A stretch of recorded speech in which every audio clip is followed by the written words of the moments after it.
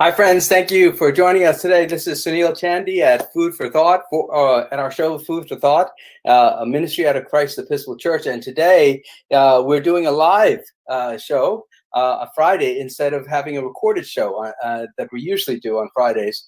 And the reason for that is because we have a wonderful guest today. All of our guests are wonderful, of course, but today we're honored to have our Lieutenant Governor of Rhode Island, Dan McKee here, and he is going to talk with us a little bit today about some of the initiatives that he has and how he's handling COVID 2019 and how he and our state officials are meeting the challenges of our particular moment. But until then, he's still yet coming on board. We'll invite him shortly. But until then, let's say hello to people. If you are here and watching for the first time, welcome. If you have been hey, Mary, hello. Thank you for watching again. Natalie, good afternoon. Yes, it is afternoon. It's a overcast afternoon, but it's beautiful nonetheless. And there are probably other people watching in. There is Fahad who is watching in, and Burke is watching in. Welcome. Thank you, and Deacon Ann. In the house, as it were.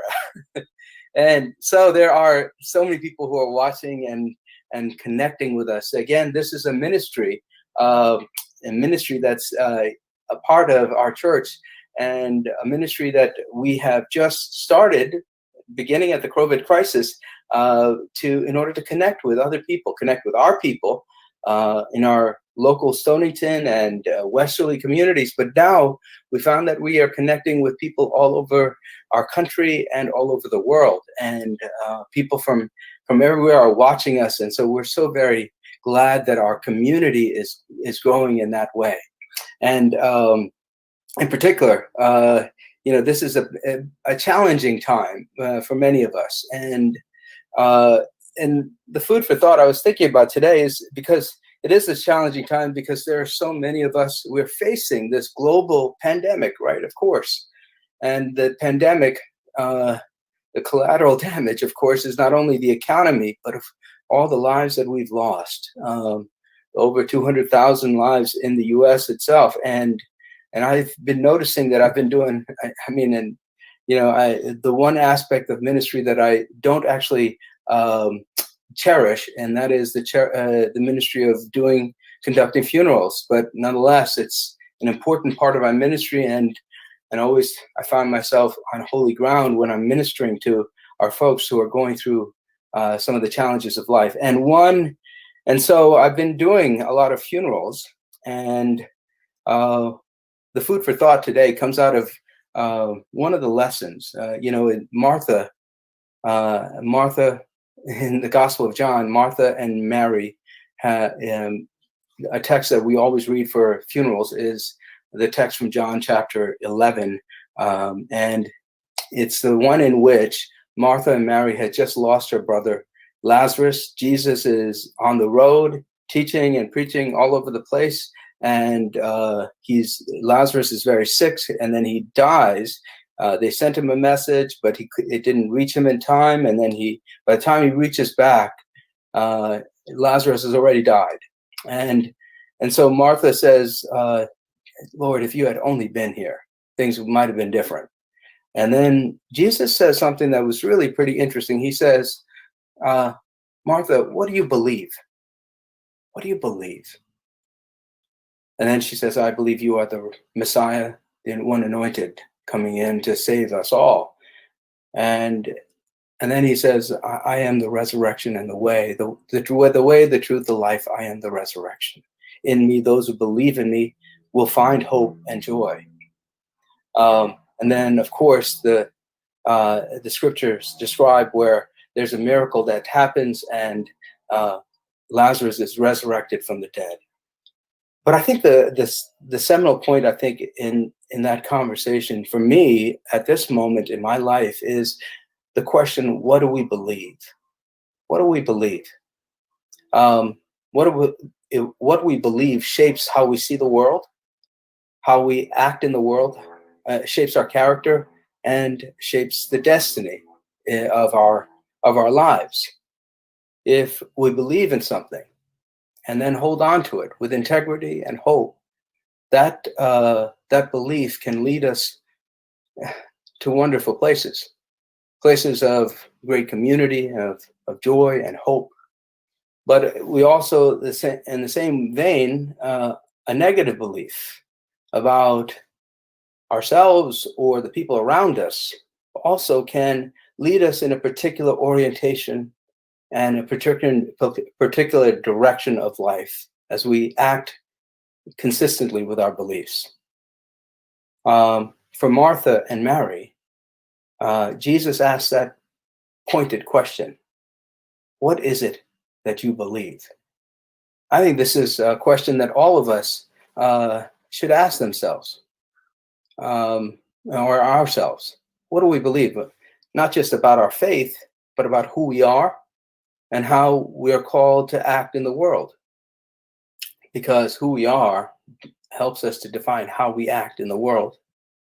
If we believe in the basic goodness of people, then we will act with that in mind. If we believe that people are,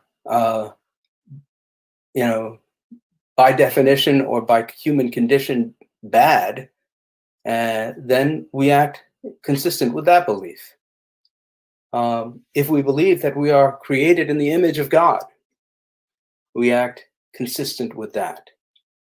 And so my hope is that you will trust and have faith in our common Christian belief, which is, and belief that points to that we are all beloved of God. We're created with a purpose and a hope to bring people together, to make the world a better place, to live in community and in peace. When we have that kind of belief, whether you're a Christian or not, whether if you may be Buddhist or Islamic or Jewish or Hindu, or even atheists, at the core is this question of what do you believe?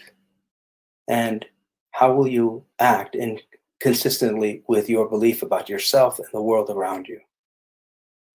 My hope is that you will believe hopefully and joyfully.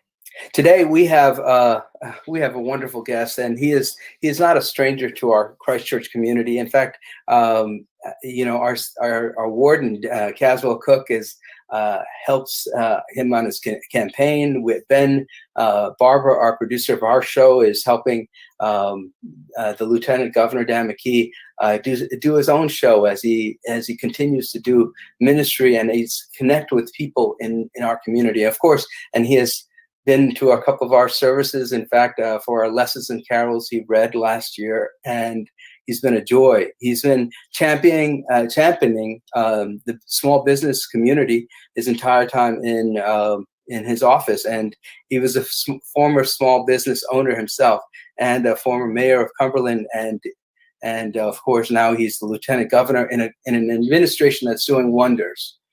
In this global pandemic, I think I am just so proud that I'm in Rhode Island, and then I have elected leaders such as our lieutenant governor and our governor, both of whom are doing outstanding jobs in this community. He hosts on Wednesday nights a community conversation where he invites panelists to take a deeper look at issues in our communities, such as Black Lives Matters, nursing homes and healthy aging, economic development plans, police and first responders, veterans issues, and so on. What I know him to be, my experience of our lieutenant governor is one of, I cherish my experience with him. He's a good man with a good heart, and he's trying to connect and do good in the world. And so, Ben, please invite our lieutenant governor. Hi, Lieutenant Governor. How are you? Good morning. It's so great to be here with you. Your church has been so welcoming to me and many others throughout the area in Westerly and beyond. So when I heard you had this program going and spreading the good word, I could not be here, Father. So thank you so much for the invitation, yes, I have Caswell's a good friend, and but we have many good friends, including yourself down in Westerly, and we make the effort to get out to all our communities, and we laugh and we pray and we cry with everyone, and we've attended, like you said, those services with your Christmas holidays there, in terms of the that really solemn event that is really joyous.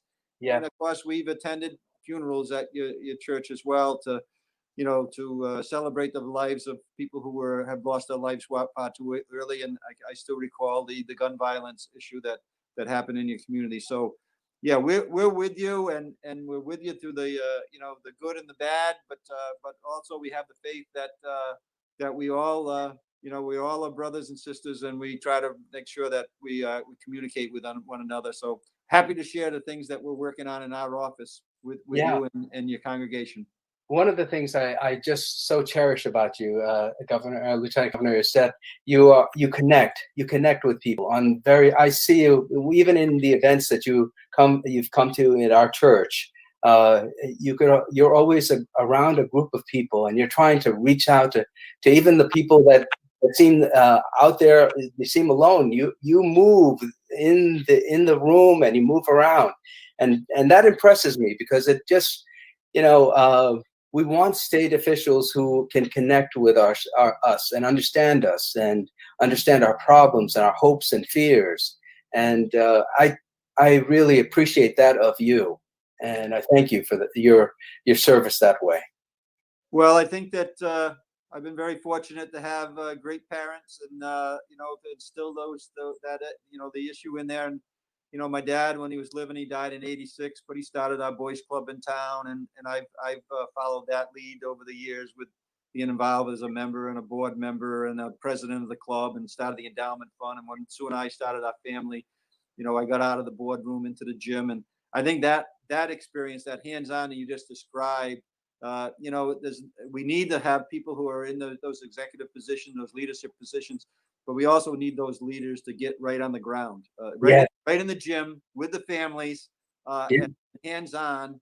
And I think that carries over when we get into a health crisis like we're in right now.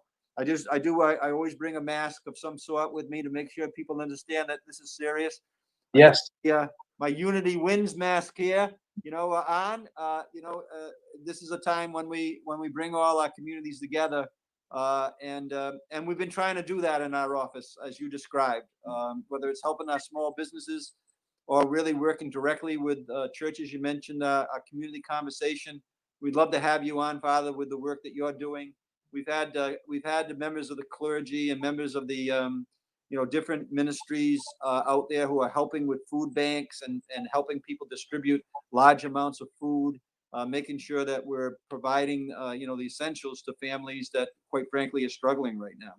you, I love that, because I think in the media what we usually get is we see a uh, um, divisiveness in our community, but what I have seen in my community here, Westerly, and the people in Rhode Island, is that people are actually connecting with each other, trying to help each other out. I mean, I see our police officers and firefighters reaching out and to those who are struggling this time in this period. And so I love it that you're bringing that aspect out, because people don't see that often. We only want to see the anger, the frustration, and the division, but there's a lot that's happening among just our regular folks who are both parties, Republican, Democrat, and in between.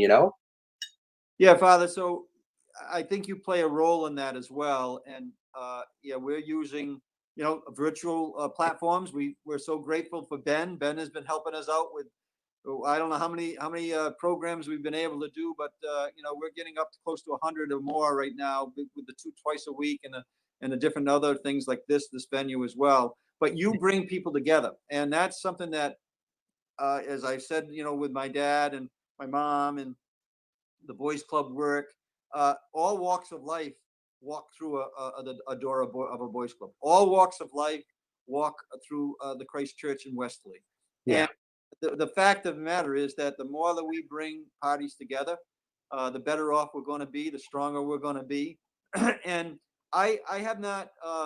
I also talk to the extremes of the on the ledger here. I think that not talking to, for instance, the Black Lives Matters, or the extreme that feel as though that the police are not being treated fairly, in a real extreme way. I believe that we need to talk to everybody, and the people who are willing to actually join in a conversation, we're going to be better off on that. So that's one of the strategies that we've used, and I learned from leadership like yourself and other ministries in the state. They never say no to anybody. Yeah. They never. That it's always, you're always there to listen, to comfort, and where you can create a dialogue, especially in this time frame with the health crisis, the racial unrest that's going on. Clearly, there are issues that we need to address on the racism issues, and Rhode Island can be a leader on that, because I believe that, having been a mayor for 12 years in our town, and working with our local police, and knowing how hard they work at trying to make sure that we bring communities together, they can play a role in this. So, but on this issue that we're dealing with, I don't think there's any more important thing right now than an open dialogue and be willing to take that risk. I was at an event, Father, in Barrington. I was asked to come in and talk about issues that related to education equality, Yeah. and we walked, from the church to the town hall, and joining us were people that from all different walks of life, including the Black Lives Matter. They joined in with this nonprofit group in Barrington. And when I spoke, the extreme right of the issue were criticizing me for being too friendly with the police, and the extreme left were criticizing me for being, I'm sorry, the extreme right was criticizing me for not being close enough to the police and supporting public safety. And the extreme left, in the same conversation, only 3 or 4 minutes, accused me of being a fraud, that I shouldn't be supporting the police. So, but the point I'm making here is that that's okay. We need to flush that out. You need to kind of bring these people together, and that's what our office is trying to do. And that points to the courage of leadership, I think. I mean, I don't know, you might know better, but I think it's Abraham Lincoln who might have said something to the effect that you can't please all the people all the time, and you're going to, when they come out there, you're leading a whole group of diverse communities. What happens is someone's not going to be happy at the end, and how what you believe about who you are, about the community, your purpose, actually define your convictions and help you to stay in that courageous spot of being unpopular with someone. And I applaud you for that courage, Lieutenant Governor. It's a hard place to be. It's a hard place to be. And that's why we, as communities of faith, need to pray for our leaders. Yeah, well, keep on saying the prayers, Father, because we need them. But we're also, you mentioned the small business advocacy, and and Caswell certainly front and center, and with the Misquamicut Business Association. We'll be doing a tour with Lisa and the chamber down in Westerly. Oh yeah. Week. We'll let you know when we're there. This is part of your work as well. This is part of the the healing process, to work with the pressure that's on many families economically, not only in the health issues that I kind of continue to remind people: wear your masks, wear the masks, wash your hands, do the social distancing, take this seriously, but also the economic impact. You've got to be feeling that in your congregation right now. It's got to be front and center on their minds. I know families are not sleeping at night because of this pressure. As a small business person myself, I've gone through a banking crisis with our businesses. I've gone through the internet bubble when 9/11 hit. We've gone through the real estate crisis about a decade ago, and we know that it takes a lot of persistence to work your way through that, and it takes a lot of people to provide guidance. I received help from what I refer to as my guardian angels during the most difficult times when we were facing those challenges economically and with our small businesses. And you provide that as well. And so we're encouraging all the people who might be impacted, not only in health wise, but also economically, whether it's small business wise, to be contacting our office. We will direct you in the right direction to get answers to your questions and provide you help. And then your role, Father, in terms of the work that you do and the bring people together. We encourage people who are struggling in that way to seek you out, to seek the congregate, the clergy out, to get their guidance. We're all in it. We're all in this together. It's a cliche, but we are. Here we are. It's true. Together, the better. Yeah, definitely. And it's interesting. You're right. Our we're a beach town. We depend on revenue from all of the activities during the summer, and now because people don't travel as much, they're not as traveling here. So there are people in our community that have been hurt, and in my community especially, and that's the other thing that it points to. I think it's like there's a level of frustration that people have, right? And so that level of frustration, leads people to say things and do things that they might not normally do. The level of threshold of tolerance is like lowered. And yes. So, and I'm just thinking that, so here we've got someone from India watching. That's my mother on the. Nice. My mother's watching it. That's great. Governor, we've gotten global here today. That is great. My mom is 92, Father, and actually she had a little spill. She's in the hospital right now, trying to get some help for some pain that happened on a fall. 92 years old. She's been living as my next door neighbor, for many years, and now during the time I've been married, and now lives with us for the last 15 years. So we love our moms, right, Father? Yeah, we love it. What's her name? We'll put her on our prayer list. Yes, Helen Willa McKee. Put her on the prayer list. Yes. All right, we will. We'll pray for her, Ella. I'll let her know that. And but back to that whole idea. I mean, and part of it is there's so much frustration, and I hope that people and even in your groups that you grab that move around you, that when they get angry at each other, just to help them to understand that they're human beings behind the anger.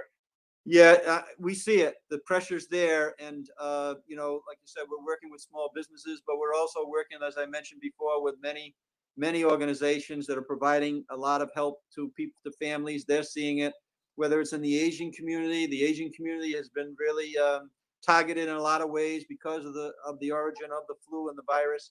That's here in Rhode Island. We know that to be true, and we work with Shanavi and others that are directing in that Asian community. We're with the Haitian community as well, and they're really impacted significantly. The churches are being impacted because people are not, people have been shied away or not been allowed to come to services, and so their support to the church is something that has been impactful.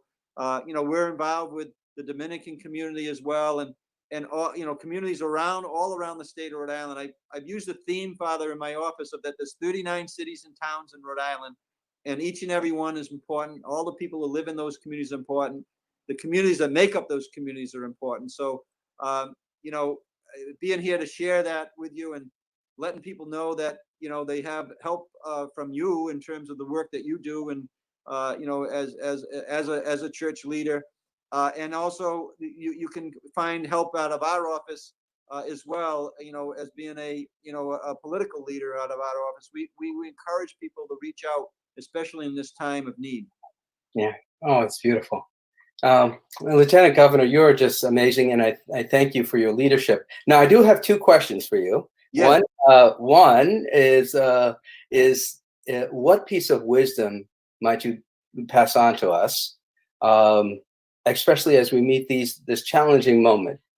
And the second is, who does your hair? Your hair is gorgeous. I know. I've been blessed there, so we always count our blessings. Actually, when I could not get a haircut, I reverted back to some of my college days. The hair was out quite wide, but now I can get a haircut. Although my wife Susan said that I need one now again, so I'll go get one. But yes, I think the words of wisdom, I'm certainly not the one to provide that, but I think that it's it's having the persistence to work your way through whatever challenges you have right now, and knowing that these times are going to pass. They are, and so and what we do today is going to it's going to matter when things calm down. The behaviors, the way we treat people, the way we respond to people, the way we help people right now. Those are all opportunities for us to really shine, right, during a time when it's difficult. And we're working on a number of things. I want to just mention that we're working with the veterans right now very closely. You have a resident of the Westerly area, Kasim Yan, who Kasim is the veterans director of the state of Rhode Island. We just dedicated a monument, Father, to the to 9 Marines who were killed in the first terrorism attack in against the United States in Beirut in 1983, and we just dedicated this tremendous monument to them. And it was a healing for their families. It was 37 years in the makings, but it was healing for their families. And we have Marines that actually survived that attack that live in Rhode Island that have been telling their stories and advocating for them. Those are all healing, things. And it's not just one thing that you do. It's multiple things that you do to address people in any way that you can. In that case, you were really honoring, the men and women who serve in our country, to protect our freedom. And right now, we're working on a plan to because we normally during the holiday season, Father, we do a care package to every veteran, every active duty man and woman who are outside of the state of Rhode Island serving. We send them a care package from Rhode Island. We've sent as many as 500 at any given time. Wow. Now because of the COVID and the nature of bringing 300-400 volunteers together to do that, we're repivoting it, and we're going to raise dollars now to help the families in they call it a military relief fund that last year provided $60,000 of relief to families who are here while their mom and dad or their husband or wife are serving somewhere else, and they need funds to help pay their electricity or their car payment or those things because the income goes down. So we're doing a military relief fund. Anybody that's out there interested in supporting our military, that's a way that they can help. We get. We're also working on. Well, go ahead. I Respond to that. That's an was just. unbelievable program that's there, and they're down low because of the circumstances. So we're gonna raise them a significant amount of dollars so they can help those families that are the families who are not in service. They're in service. They Yeah. are impacted by the men and women that serve our country to protect our freedom. Well, you know what? If Ben could get a hold of that website or whatever, we'd like to help in whatever way we can. I'll donate from our discretionary to help out with that too, and we'll also put it on our website because I think we have a lot of military families and veterans in our community too, and it's the right thing to do. Yeah, so we're partnering in, and like we're doing a little bit of a shift, and we're working on that. We'll get that information, Yeah. whether it's moral support or whether it's financial support. It makes a difference. And if you talk to these families that are going to struggle while their loved ones are serving our country to pay a car payment or to pay a mortgage or pay a rent payment, the dollars that are privately and anonymously provided to these families is very well needed, and especially in the backdrop of everything we just talked about with the current conditions that we're living through right now, Father. Yeah. Lieutenant Governor, you're doing amazing work. Is there one more? Is there any more initiatives that you're doing that? Well, I think let me just let me spend a minute on what we're doing on education right now. I really worked very hard and long years of well over almost 15 years now. It's kind of stems from that Boys and Girls Club work that my dad started years ago to give me the example. But education is so important, and we know that right now because of the virtual learning. It doesn't really matter whether you're coming from a high income, a low income, a moderate income. It doesn't matter if you're coming from a minority or non-minority household. Your children are being impacted by loss of hundreds and hundreds of hours of learning time right now. Yeah. And our school districts are going to, they got more than they can handle on their plate just to kind of, open up the way they are. But we have this loss of learning time that we need to really make up. And so we're proposing to do something that I did as a mayor I opened up a municipal education office. It's been operating for 13 years. We've been running a pre-K in our town for 13 years, all the way up to high school help in terms of, helping them with all the different academic areas. And we go 52 weeks out of the year, Father. This is Wow. this is something that we can catch up on the 100. Just think, every student, say 600 to 1,000 hours of lost learning time. I don't care if you're going to a private school, a public school, whether in a lot of ways if you're being homeschooled. This loss of time is going to impact families, and it's going to impact long-term families and the children that are going to school right now with their economic earning power, because the education is so important. So we need to figure out a way to catch up on those hours. So we're going to be proposing this: 39 cities and towns do what I did in Cumberland, create a municipal education office, and have the goal be on a 52-week time frame to provide extra learning hours to all the children that right now that are losing out on a significant amount of their education right now. I think that's going to be a wonderful initiative. I think hopefully it'll get good bipartisan support for it. Well, everybody, no one talks badly about education. Good. And the good thing about this is that I've worked, through in public schools where I've started public schools called mayoral academies. We've already proven out that many of these families that are coming from low income and disadvantaged areas can learn at higher levels than they're learning right now in our district schools. But this is going to be outside of the public school arena. This is going to be this 52-week a year. I did a community declaration in my town that education was a priority for everybody that lives in our community, and that it's not just the kids that are going to our public schools. We have kids that are living in our communities that are going to be able to, provide help to your church and other things that go to private schools in right. our community. So this is an all-encompassing strategy, and we'll see where it goes. But I think that there's a way to make this happen. And that's one of the projects that we're going to be working on right now, very, very dramatically. We've already raised the dollars to do the report that we can show how this can happen and what we can do to get more people of color in front of the classrooms, create a better entry level in terms of certifications and reciprocity. There's many opportunities that we have right now. And boy, if you hit that education piece, you're hitting a lot of your work. You're hitting a lot of the church's work, community work. You're creating a stronger community, and that's one of the goals that we have with entering this project. We'll share that with you as well. No, I think that's a beautiful thing, and again, thank you, Lieutenant Governor, for all that you're doing. And I'm hoping that you come back and talk to us in the future, because we love connecting with you. Well, we'll be in Westerly, I think, in Monday or Tuesday next week. I'll make sure that Ben knows when, and we'll stop by and see you. We're going on a tour of the local businesses and doing that work to make sure people know about the grant programs that are available and the different types of consulting work that's free of charge right now, that's already been funded by the federal dollars. There's many opportunities that we need to make our small businesses aware of. Great. Well, God bless you, and God bless your wife and your family, and of course we'll hold Ella in our prayers too. Yeah, have Helen Willer. That's Helen Willer. She's a remarkable woman at 92, and she raised 5 of us in the family, and she is an incredible individual that has taught me a lot about caring for people and helping people. God bless her, and God bless you. Right back at you. Thank you. Thank you. Yep. Again, just